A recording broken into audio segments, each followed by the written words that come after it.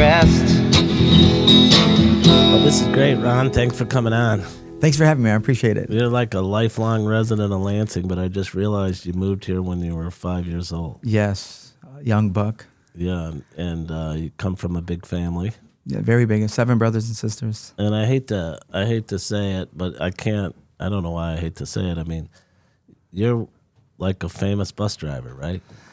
I think infamous more fits. It's a little more fitting, but yes, I enjoy what I do. I mean, really, was there ever a category for the best bus driver until you came around?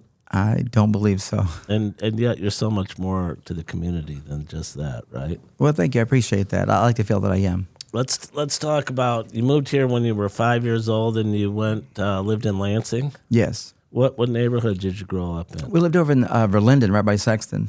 And you have a bunch of siblings. Yes. How many? I've got 4 sisters and 2 brothers. Yeah, you got a whole batch of them. We've got a crew, yes. Yeah, and your parents, your dad was in the military? Yes, I was born in Fayetteville, North Carolina. So my dad was in the Army, Right. over at Fort Bragg. And then what brought him here? Oldsmobile.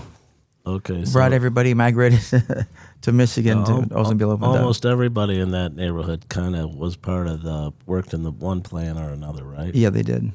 And so tell me, of Verlinden, you didn't go to Dwight Rich. I did go to so Dwight that's where we met. Yes, we met at Right. Dwight Rich in 7th grade. Yeah, there you go. I was starting to think that was high school. You were the It smart wasn't. kid in class. I tried to sit behind you as often as I could. I sat in the back. And then you went to Sexton. Yeah. I actually went to Hill for 1 year. Oh, okay. And when they closed it, I was in my district. When they closed Hill, I had to go to Sexton. And it was a cool environment. I was kind of bummed with sports-wise because I was able to play basketball, football, and tennis in 10th grade and did pretty well at all of them. And then when they closed Hill, I had to go to Sexton. And there's 200 guys going out for football. And there's, so I stuck with tennis and just did other things like that. And you played basketball in 10th grade? Played at Hill, yes. I tell everybody I'd average 22 to 24 points a game. Right. You know a lot of the guys we played with, just great individuals. That's what you tell them, but what did you actually average? Well, what I do is once I put the uniform on, Right. I start keeping points, start keeping track. So layup drill before the game, get about 10 points. Halftime, I'll sit through the whole first half. Second half, shoot around drill, get about 10 to 12 points then. And I averaged about maybe, I don't know, me and Paul Ghana averaged about 2 points a game. Yeah, Paul was a great guy, too. Great dude, yeah. And so you graduate from high school in 83. Yes. And, you could have gone anywhere.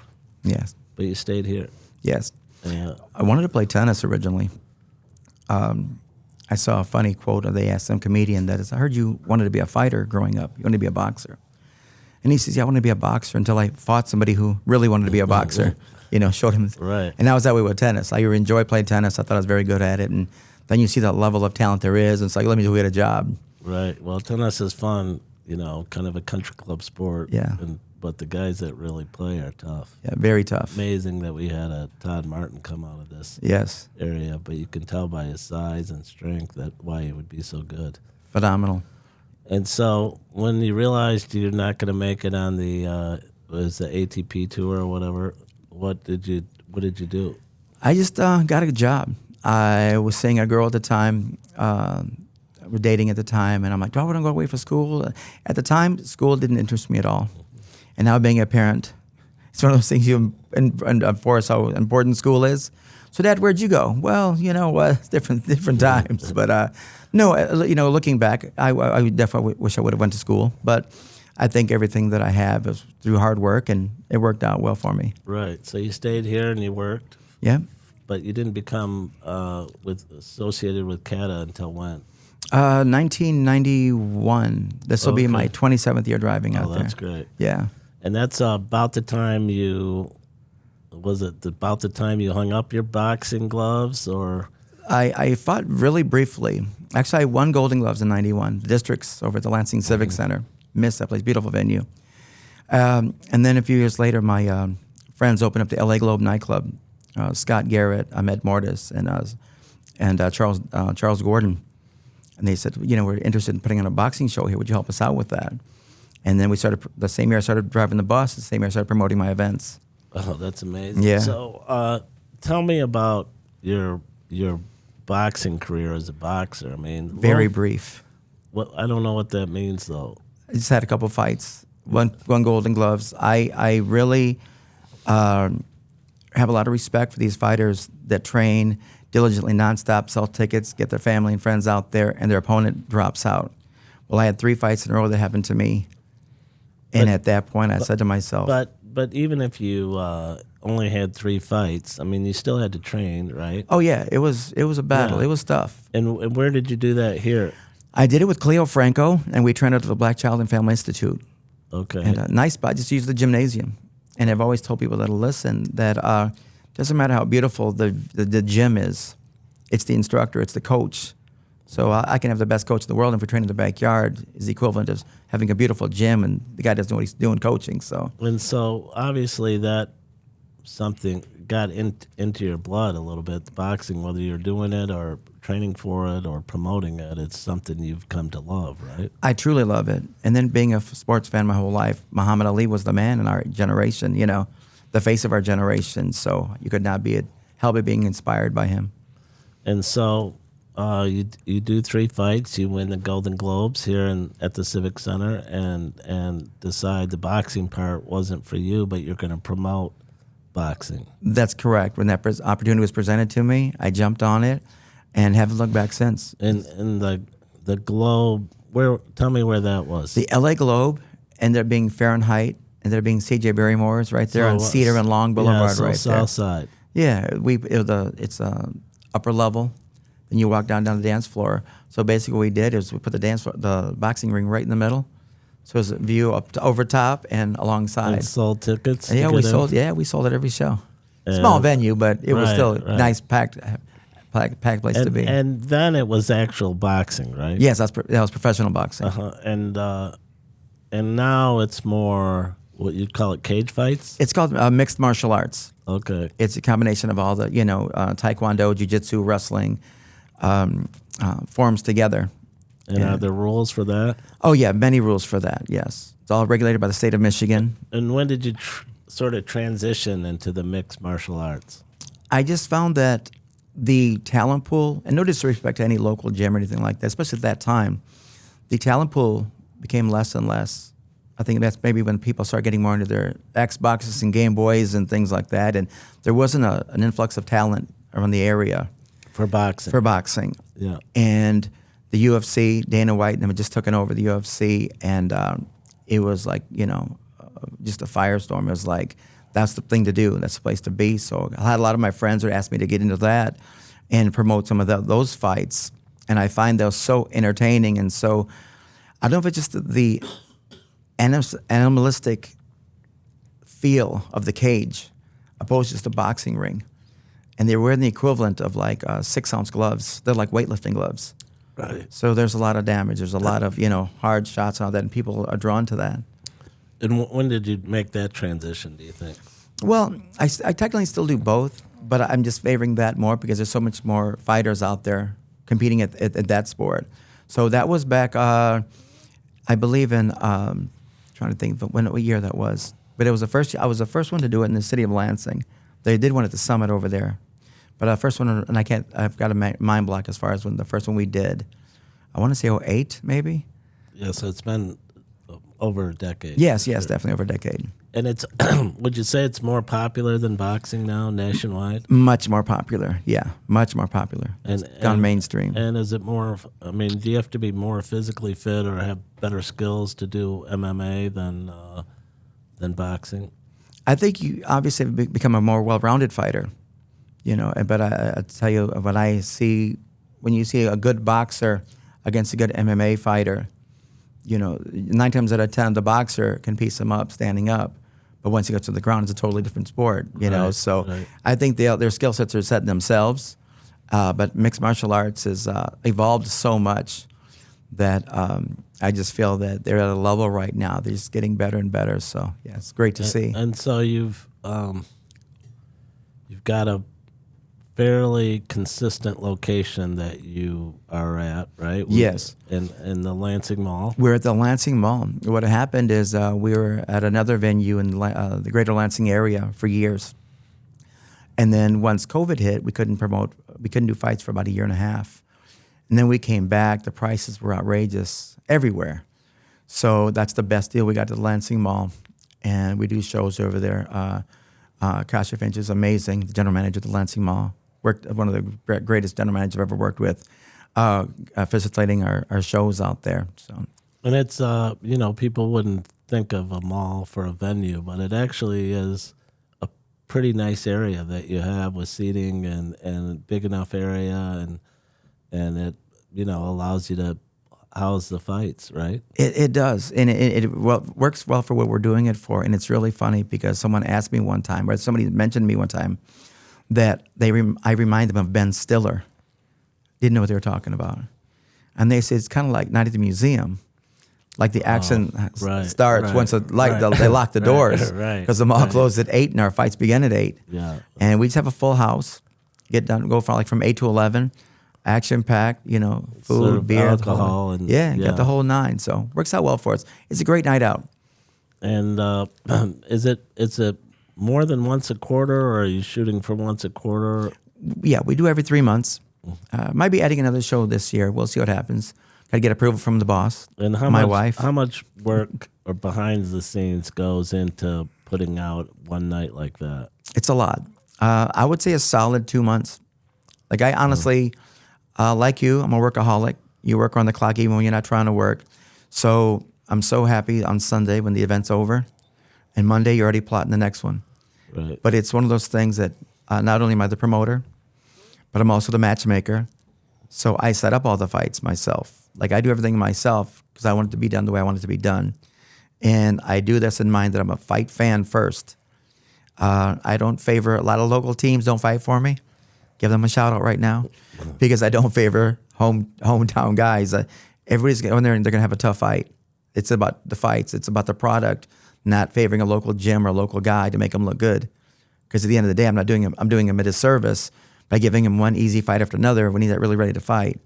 So it works out well for me that way. And now you can bring somebody from Detroit and you can bring somebody from Grand Rapids and they'll have a 50-50 chance of winning in the fight. And tell me how many fights are on the card? We average anywhere from 8 to 11. Right now, we currently have 12.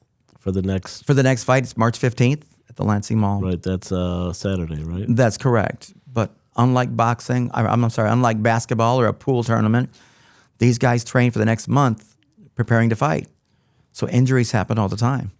So you always have to have that backup. You always got that backup. I equate it to, as I mentioned, my wife, Michelle, is a baker, local baker.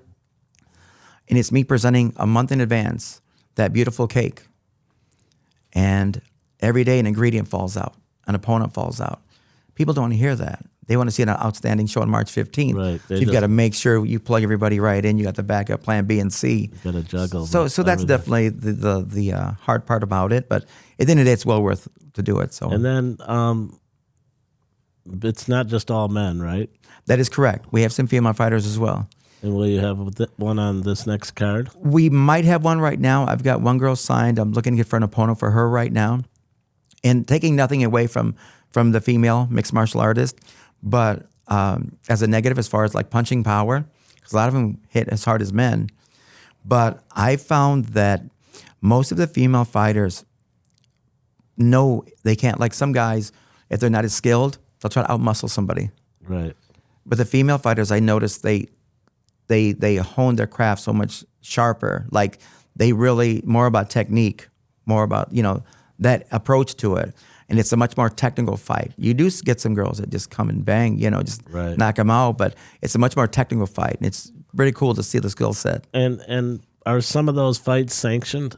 No, they're all sanctioned. Sanctioned. Yes. So tell our listeners what that means. That means I'm a licensed promoter in the state of Michigan. And I have been for 27 years now, where I've got to get the venue. I've got to have the fights approved. Back in the day, it was called the Wild Wild West, when you could pull somebody out of a crowd. Well, Andrew, I know you're about 150 pounds. I know you can fight. This guy fell through, so I need you to fight for me tonight. That used to happen.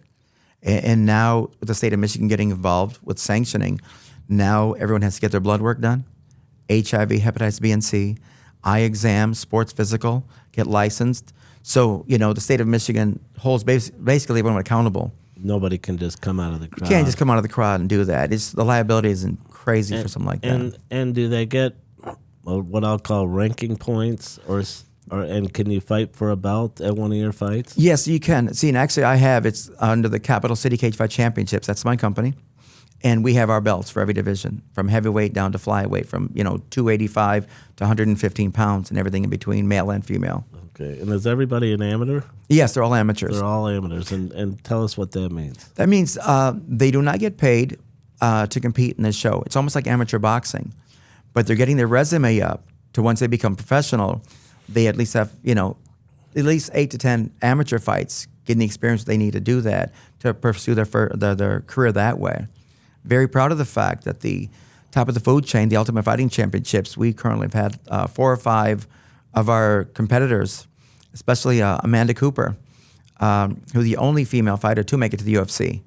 So we've had 4 or 5 to make it to the UFC Ultimate stage. And just so it's clear, this isn't like the wrestling that you see. Absolutely not. This is real. This is real. And I say that, laughing because my wife and my sons are huge WWE fans. We just went to a show this past week in Indianapolis 2 weekends ago. But no, this is the real deal. They come to fight, and they definitely throw it out. And so if somebody makes it to the UFC, yes, they're making it on their martial arts skill, not on their entertainment value. That's correct. I mean, it's obviously a package deal. You got to be packaged, you got to be marketable. You got to be able to sell tickets as well as that's up. They become fan favorites. But yes. But if you lose, you're gonna go, and it's not decided before you step in the ring who's gonna win or lose. That's correct. That is correct. Right. And so at March 15th, how many people do you think will be out there? I'd say roughly about 1,000. Yeah, that's pretty good. Yeah, it's a nice chunk to have every 3 months. Do you think on any given day the mall will have 1,000 people in it if it's not for your? They're revitalizing over there. They're doing some positive things over there. So, I've had. I'm not trying to criticize. Oh no, Lansing Mall, but you lived here your whole life. Believe me, no. And through your driving around East Lansing, and we've seen a lot of changes in Lansing. Oh, most definitely. And the malls, are dying essentially. They really are, and I think that's pretty much everywhere. But when you see it all together collectively, as the Lansing Mall is, any unit, it looks dead, and I get that, But like this, Old Town's kind of like that. Like every place is like that, but when you see it with everybody, joined together like that, with all those stores together, you definitely see that. You see it there. You see it at the. I remember years ago when I lived in Okemos, it was a thing to go to the food court in the Meridian Mall. Yeah. Or just go walk the mall and go. And now it's. I can't remember the last time I was in the mall or had a reason to go there. My fight, you were there once, and I appreciate that. Well, I was at the Lansing Mall. I've been to your fights. Oh, no, but one thing I'd like to bring up also that you brought up, as far as getting the crowds into the Lansing Mall, we've currently had, I think, 3 sponsors that sponsor my events end up getting storefronts in the Lansing Mall. Oh, that's great. And gosh, just thank me for that. And so you're trying to get a little back, and it's worked out well for both of us. So. And I think, it's safe to say that you probably have as many or more sponsors than Tim Stout. I'm not really sure, but you have a lot of sponsors, which isn't easy to do, and part of that is your personality, right? Well, I'd like to think that. I appreciate that. I think people see that the hard work that I do to make it happen, but more importantly, I think I really focus on the small town local businesses, and they appreciate that. And that way, when you get that following that I have, it's not a lot, but it's enough to, I enjoy our following, and I use that platform to highlight other local businesses. And then together we can all rise. How many sponsors do you have for the fights? I think for this one, we might have, 12 to 15. Well, that's great. Yeah, it works out well. And I tell you what's great about it is the consistency of them. Because now they're not just giving me,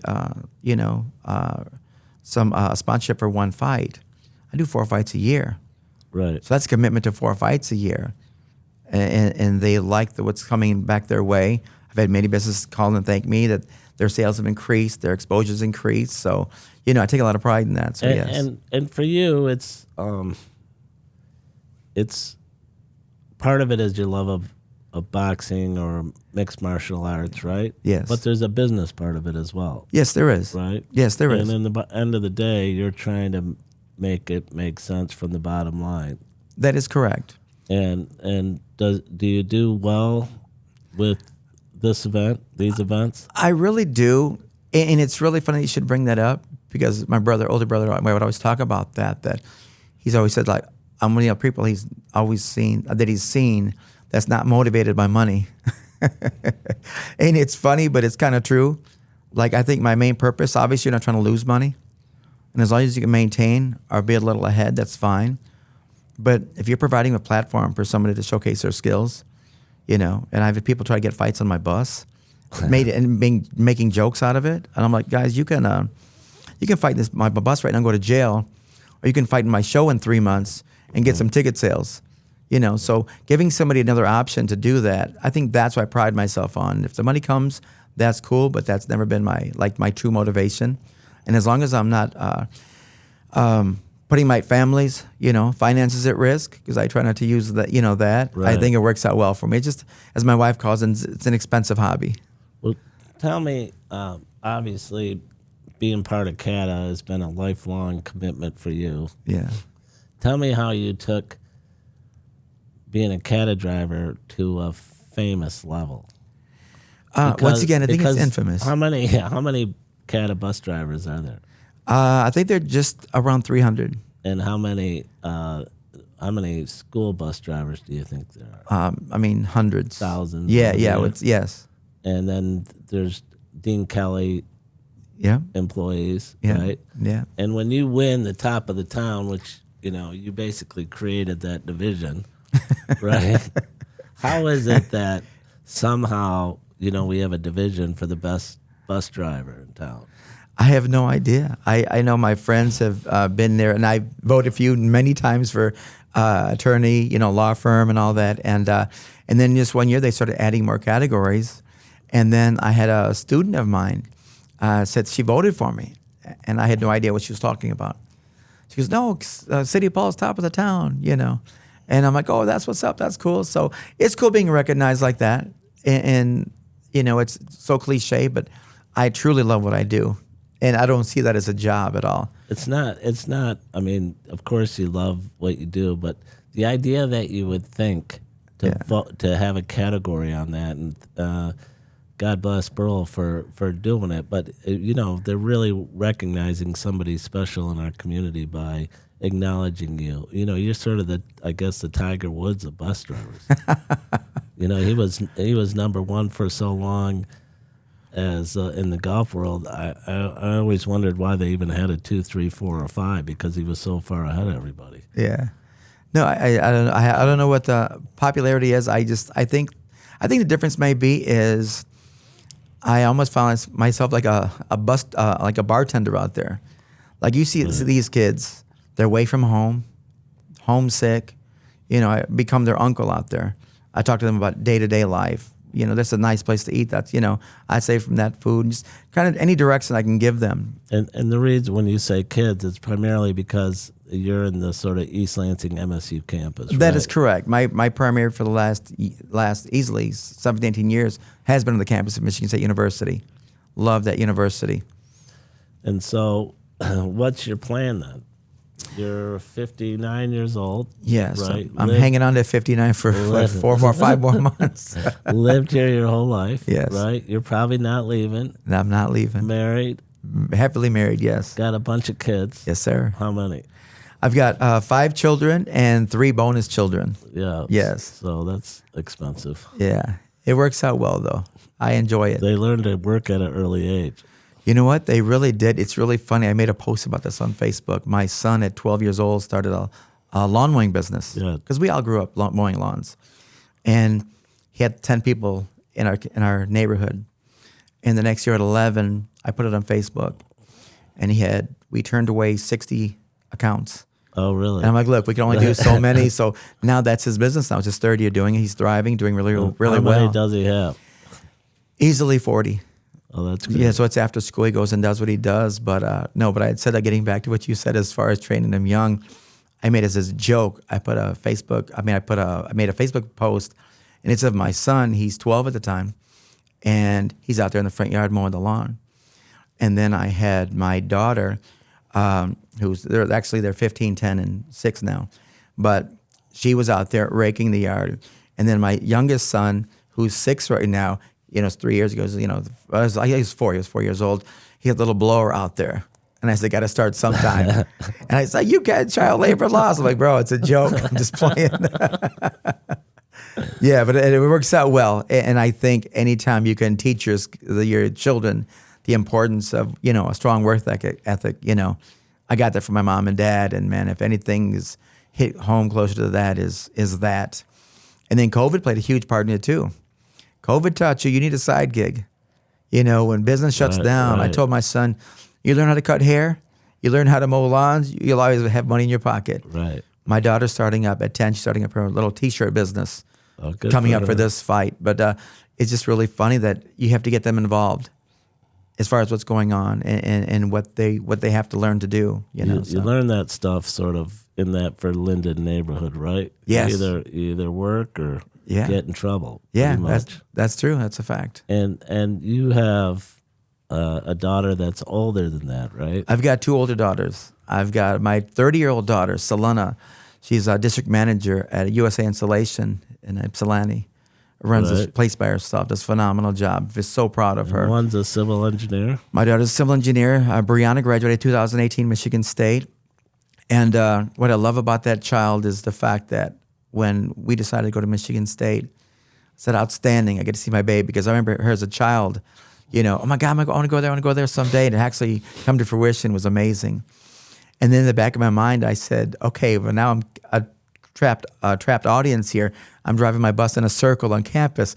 She's in a $20 and $50 me to death, Not once. When she graduated, I said, you know what? We had never talked about it. You never asked for a dime in the 4 years you're here. So worked out well for her. She's thriving. She's doing well, living and working in Chicago. That's great. So I'm very happy for her as well. And do they all come back for the fights? Yeah, they come back to help. It's funny, as far as the fights being a family event, I'm the ring announcer. My wife, Michelle, works the front door, taking tickets, wristbanding people up. My brother brings the fighters in. My children work the concession stand, the beer in the concession stand. Perfect. So it's a family event. And just so it's clear, it's safe, and everybody has made sure that when they come in the door, everybody's coming there for the right reason. Everybody's patted down, for our protection as well as theirs. And I tell them, my 6-year-old son attends these. Yeah. And I can't ask you to bring your child if I wouldn't bring mine. And we work with Irvin Milton and E-Security. I always highlight it. It's the safest place to be. And the fight night is at the Lansing Mall. God willing, I'm knock on some wood right here because we don't have fights in the crowd. I have incidents in the crowd. And I tell these guys, I pay them to look at the back of their heads. If I'm looking at the security guard who's looking at me, we're already behind the schedule. You're already behind this. You've got to be watching the crowd, getting ready to break up something that could be at lunch, eventually lead to a fight. So that's why I feel very comfortable and safe with it. You're in good shape. Yes. Yeah. How long do you think you're going to do all this? I mean, you got a 9-year-old. Is it a 9-year-old? My youngest is 6. Yeah. So you got a lot to go, but I guess here's where I'm at with that. I can technically retire right now. Yeah, I'm fully vested. I've been there. Anybody can retire. Anybody can retire, yes. But I guess my point, and I brought this up to some of my students because we talk basically daily, and is the fact that when you're around such positive, goal-oriented, goal-driven individuals as my Spartans, they can't help but inspire me and motivate me. And I joke with them. It's like, man, you guys actually add years to my life because I love communicating with you guys on a daily basis. And nothing means more to me than pulling up to a bus stop. It can be, 5 degrees out, it doesn't matter. And I'll see 15 of the students and they're smiling. Like we've interacted at some capacity already. Right. And you've got that interaction with them. It's like such a beautiful thing to experience. So, yeah. So with that being said, I don't know if I can retire from that. I think I'm gonna have to pry my hands off the wheel. And why would you ever leave it? Oh, I enjoy the pay. I enjoy the benefits. I have my JBL speaker right left side of me. I'm listening to whoever I want to listen to, whether it be podcasts, whether it be Bob Seger or anybody in between, and talking to my students. You can't. Am I going to retire and do what? Well, you would fill the time. Probably mow lawns. That's probably honestly that's what Sell that's what I cookies. do. And actually, when I help my son, that's what I do because I sit for 10 hours a day. I know. So helping I've out. seen you out there. Yes, you have seen me out there. But that's my exercise. It's quality time with my son. You see us both with headphones on. Half the time we're listening to music, and half the time we're talking to each other. Right, that's great. It's just another way of interacting with my son. So there's another endeavor that you have, Yes. and I'm interested in this mainly because, Joel Ferguson is no longer with us, Yes. but you thought a lot of him. Yes. Great man. Great family. Tell me how you became so connected with the Fergusons. Well, we grew up with the Fergusons. They went to Dwight Ritz. We all went to school together, basically in junior high school. Later on, when I started competing in boxing, Brian Ferguson would come watch me compete. We played tennis together, grew up boxing and playing tennis. And it's really funny. I have to tell the story how I met Brian Ferguson. I'm at the Kingsley Community Center, getting ready to play in a tournament. I'm in 11th grade, just got to Sexton. And I'm getting ready for this summer tournament.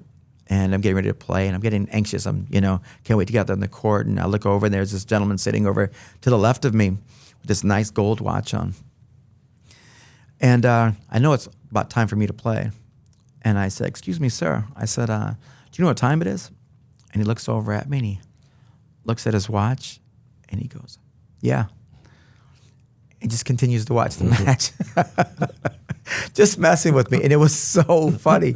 Then he looked over at me, cracked that big smile. Said, "I'm just messing with a young man. My name's Brian Ferguson," and that's how I met Brian.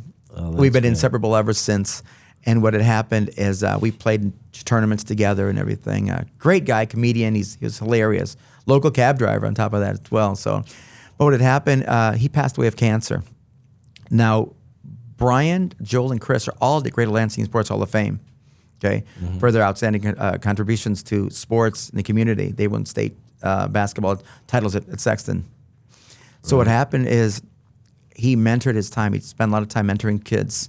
He used to take me and a bunch of guys to like the Michigan State basketball games, Michigan State football games. Just whoever wanted to go, he'd let him go. And that he coached softball, tennis, and basketball. And he passed of cancer. And I said, what I'm going to do is I'm going to do this, do a tournament for him. And if I ever introduced you to Brian, you didn't know him, I would say, "Andrew, this is my buddy Brian." He'd go, "You mean the great Brian?" So I named the tournament the Great Brian Ferguson Memorial Tennis Challenge. And it's $20 to play in the tournament. And 100% of the proceeds go to the American Cancer Society in his name. So that's not a moneymaker for you. No, not at all. No, honestly, it's what I enjoy doing the most though. So 10 years go by. We're getting ready to celebrate our 10th annual. And Christian passes away. Brian's brother, Joel's brother, the middle brother. Which was? Christian Ferguson, East Lansing High School basketball coach. Was that 10 years ago? Yeah, it was 10 years ago. No. So I'm not getting on with that. So then, now it's the Great Brian and Christian Ferguson Memorial Tennis Challenge. So now with this year, this is coming up on our 20th annual. Joel passed away. So I spoke with Anna, his wife. I spoke with the Ferguson family. And the second week of August, Waverly High School tennis courts, it'll be now known as the Great Ferguson Brothers Memorial Tennis Challenge. Oh, that's beautiful. I've got an artist, I believe you worked with him in the past, Julian Van Dyke. Does phenomenal work. He did some work for Sport magazine there as well. He did one of Izzo, cover of Izzo. Oh, really?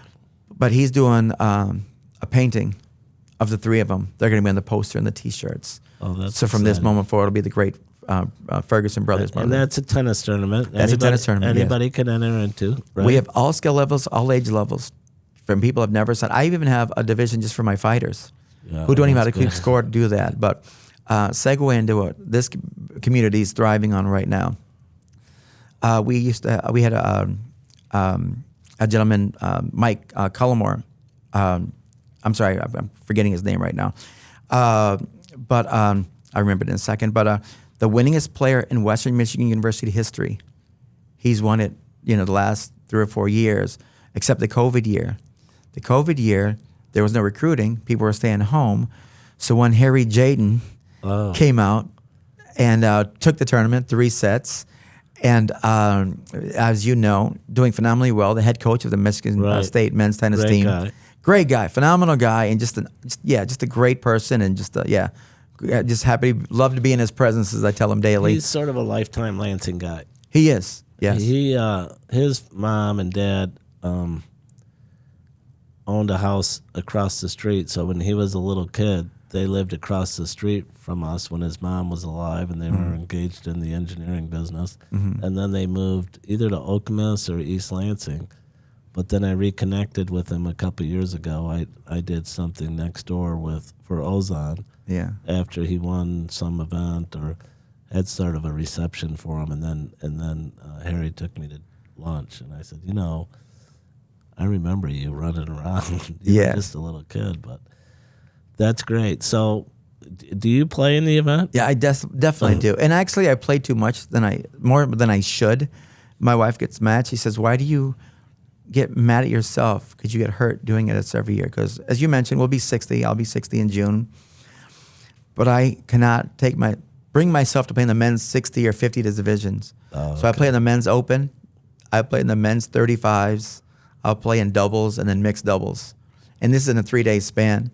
So when I can't walk till that following Thursday after my 17 Epsom salt baths. But it's seriously, like you said, it's definitely one of the things that's closest to my heart because of my love for the Ferguson family. And as you mentioned, getting back to what you originally asked, Joel Ferguson meant everything to me. Joel Ferguson was one of the most connected, influential men in our area ever.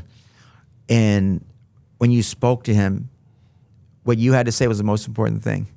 He made you feel that way. He made you feel like, it mattered. And he truly cared about that. You hear a lot of positive, a lot of negative about Joel, but he was a stand-up guy and always did well with us. I only have positive things to say about Joel, and I love, people will ask me, they don't ask me this question, but if they did, why are you a member of the Lansing Country Club? When I rejoined in 2017, one of the reasons was to be around Joel Ferguson. Yeah. I mean, just to have access to him on a regular basis.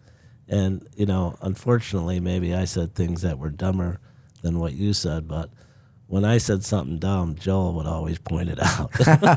He was not afraid. Yeah, he definitely wasn't. But no, he always gave good advice, and he wasn't afraid to give advice. He would tell you, "Hey, this is what I think," and there were no secrets with Joel. There were no secrets, but that just means how much he cared about you, though. Because if he truly cares about you, he'll critique you. He'll make you, and he's done that to me many times. Right. And I think one of the things that have stuck with me with Joel, and I shared it with his family, is the fact that I had a sponsor fall out at the last minute for one of my events. A major sponsor, it was covered like the insurance or something like that. It was a pretty nice chunk bill. And he goes, "Ron, come in the office. I got you taken care of." And I said, and he had heard about it. I didn't even ask him. He heard about it through a friend. A friend of mine told me, "Yeah, I told Joel talk about your situation." I'm like, don't be telling people my business. But anyways, to make a long story short, Joel called me in the office, had a conversation, he had a check for me. Oh, that's great. And I said, "Joel, man," I said, "I feel uncomfortable. You're like family to me. I don't like dealing with money with family like that." And he said, "Let me tell you something." He says, "True friends and true family don't keep score. They just do what they can do." And that meant the world to me. And I teach that to everyone that I come in association with. It's like, if you don't have it, so what? We all help each other out. That's a great story. It's a beautiful story. And I love the fact that he was just that guy. He was that guy. Right. And so how many people play in the Ferguson event, the great Ferguson brother event, do you think you'll have this year? I'm thinking close to maybe 50 to 60 because we have the men's open, and then a lot of them play in the men's doubles. We've got women's open, mixed doubles, the youth, 18 and under, and then the fighters division. So and you've got to manage all that and and do you set the matches as well? Yeah, we set. Actually, I don't. I've got Mark West, who's a dear friend of mine, coach of the year at Lansing Catholic Central, girls team this past year, that organizes that part for me. Because I said, listen, I don't want to be a conflict of interest because I play in the tournament. Oh, right. And actually, it's a funny story about Chris Ferguson because the way I set it up, if I know I'm going to lose, I'm going to play the number 1 seed of the Open or number 1 seed of the women's 35s first. So once you beat me, now I can get on with the rest of my tournament. Right. So Chris is there one morning, Chris Ferguson, and I'm playing exceptionally well. And the guy that I'm playing is a phenomenal player, and he's having an off day. And we split sets, and I'm getting ready to beat this guy. And Chris looks over at me, and he starts shaking his head. He's like, "What are you gonna do? You didn't plan on this, didn't you?" I was like, "No, because I was supposed to be playing in that court, in like 15 minutes. I didn't plan on actually winning this." So luckily, truth prevailed, and I didn't win. So I got on to lose a couple more times over here and let this other match tournament continue, draw continues. So Well, it's a lifetime sport. It is. And you've made a lifetime commitment to this community through, your love of tennis and your loyalty to the Fergusons, which is, sort of a beautiful commitment that you've made. yeah, I guess as I mentioned, the things that I do in the community, that's what I'm the most proud of stuff because it's giving back. Everything stays local. Got with the American Cancer Society. That's the first thing that we discussed. And they come to the tournament. They get collect the check, the box, take it home, and go from there. Do a little Kodak moment picture and all that. So, but yeah, that's one of the most proudest stuff. So yeah, Chris Ferguson might be one of the nicest guys I've ever met. Yeah, I don't ever remember him saying a bad word about anybody. Now maybe I didn't have enough exposure, but just a gentleman all the time. yes, I met him at Grossbeck Golf Course. We were on the 16th hole. We were playing a match play event, and was supposed to play against somebody, and I was supposed to play against somebody, and our opponents didn't show up. And so he said, "Well, what do you want to do?" I didn't know who he was. He had a pull cart. He was walking. And he said, "You want to play the last 3 holes, and then we'll be done," because we won our matches, and we played the last 3 holes, and that's how we met. And then obviously, when I was a member at Walnut Hills, he was a regular, and he just died way too early. But way too early. But you sort of fall into that category of nice guys. Well, I try hard. I try hard. And getting back to Chris just real quick, I'm so happy that they honored him in naming the Black Child and Family Institute gym after him. Their floors is Chris Ferguson. Yeah, that's yes. great, isn't it? But yeah, I do the best I can. I try to lead by example, and I don't know, things have worked out well for me. I mean, you are in a lot of easily stressful situations between, people getting on the catbus and maybe having a lot of other things on their mind, and then trying to run an event at the Lansing Mall and dealing with, all the different things you got to deal with between the Liquor Control Commission and getting food and getting your boxers ready to go and promoting it all and selling tickets and then trying to run a tennis tournament for 50 or 60, 20 years in a row, Yeah. not to mention managing 5 kids and a wife. Yeah. How do you stay so positive all the time? You know what? And I just don't want an answer off the cuff because it's not that easy to do, and you seem to have it mastered. I think what it is I start by, I don't deal with negativity. Never have, never will.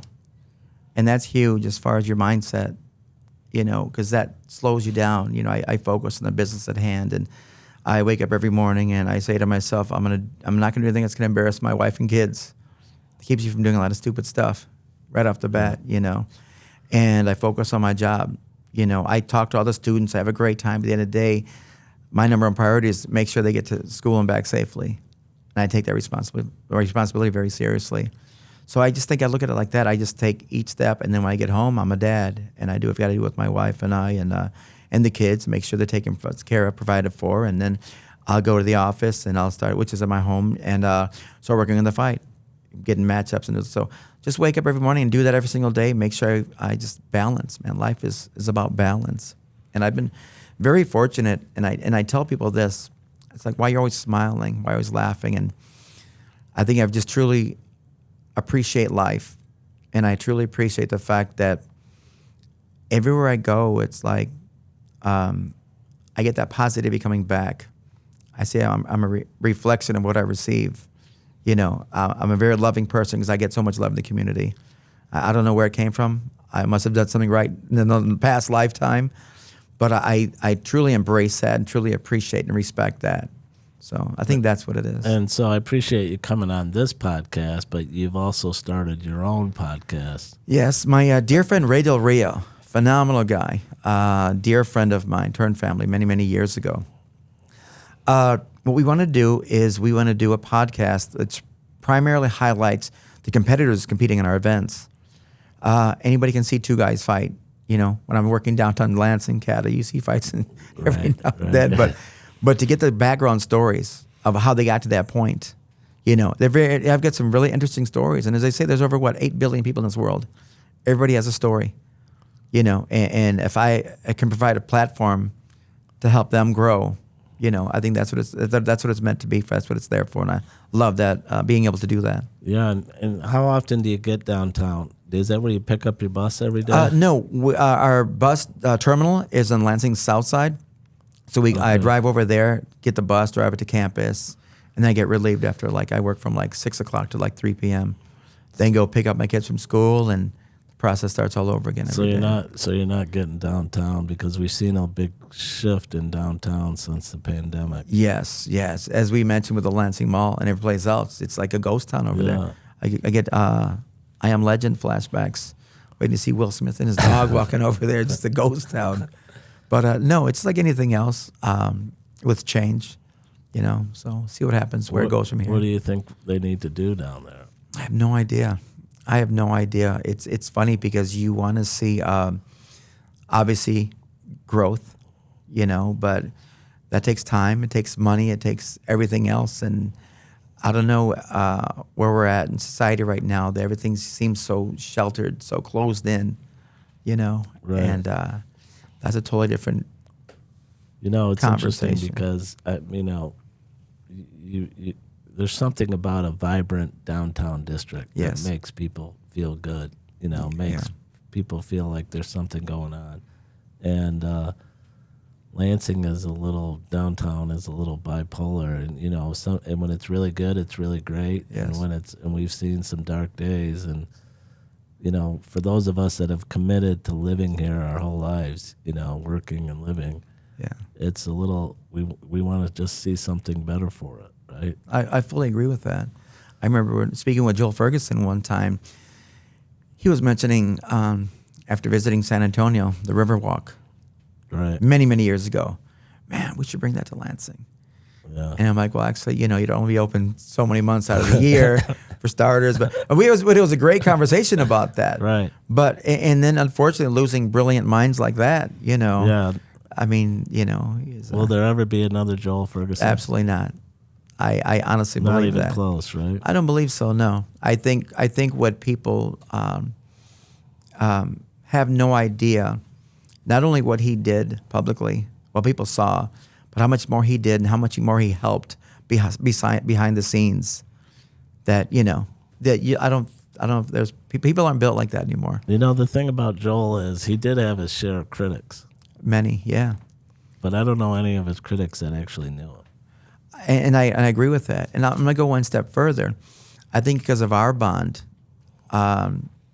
we talked about that as far as if you know I'm that in with the family, then they don't talk negatively about him. And that's fine too, because obviously I would defend him to the end, you know, because each person has their own individual, you know, relationship with someone and how they might have dealt with them in some, you know, capacity or other. But all men have been positive.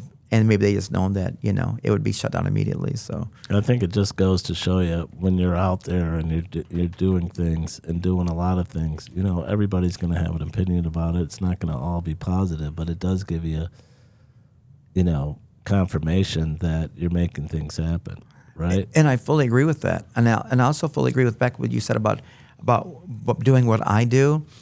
I think the other thing that I focus on is the fact that talking about opinions, talking about, you know, what other people think about is none of our business.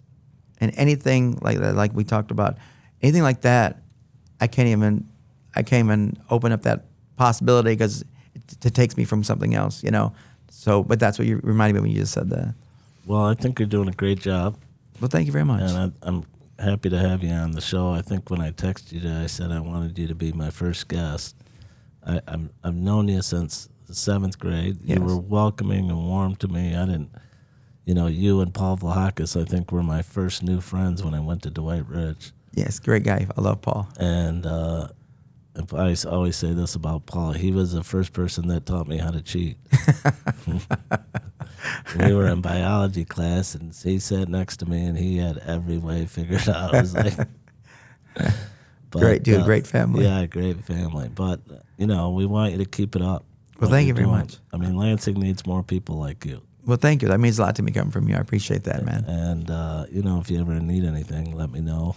Most We got definitely. our first 2 sponsors of the show. We gave you a gift card to Sidebar and a gift card to Showroom Shine. I hope to see you in Sidebar next week. We definitely will be here. Yeah. And you give me a shout out or give my wife a shout out if you enjoyed those cookies. Thanks for sharing your story. Duly bakes. Thanks for sharing your story with us. Absolutely. Thank you very much for your time, man. I do appreciate you, man. Love you, my brother.